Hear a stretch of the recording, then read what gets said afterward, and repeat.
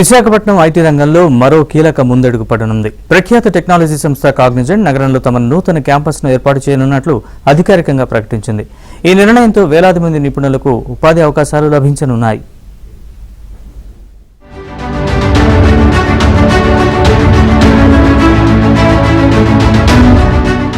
యువతకు ఉపాధి కల్పించడమే లక్ష్యంగా సీఎం చంద్రబాబు సర్కార్ వేగంగా అడుగులు వేస్తోంది. ఈ క్రమంలో కాగ్నిజెంట్ సంస్థ తమ విస్తరణ ప్రణాళికల్లో భాగంగా విశాఖపట్నంలోని కాపులుప్పాడు ప్రాంతాన్ని ఎంచుకుంది. ఇక్కడ సుమారు 22 ఎకరాల విస్తరణలో అత్యాధునిక వసతులతో కూడిన ఐటీ క్యాంపస్ ను నిర్మించనున్నట్లు కంపెనీ తన అధికారిక ఎక్స్ ద్వారా వెల్లడించింది.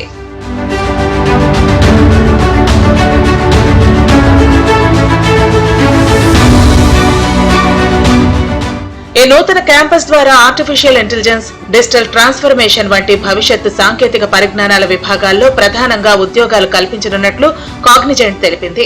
ఈ ప్రాజెక్టు పూర్తయితే దాదాపు 8,000 మందికి ప్రత్యక్షంగా ఉద్యోగాలు లభిస్తాయని అంచనా వేస్తున్నారు.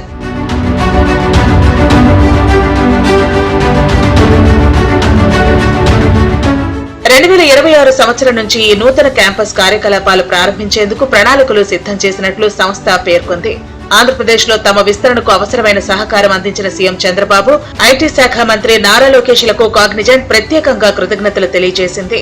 ఈ పరిణామం విశాఖపట్నం ఐటీ అభివృద్ధికి మరింత ఊతమిస్తుందని, స్థానిక యువతకు ఉపాధి అవకాశాలను మెరుగుపరుస్తుందని నిపుణులు భావిస్తున్నారు.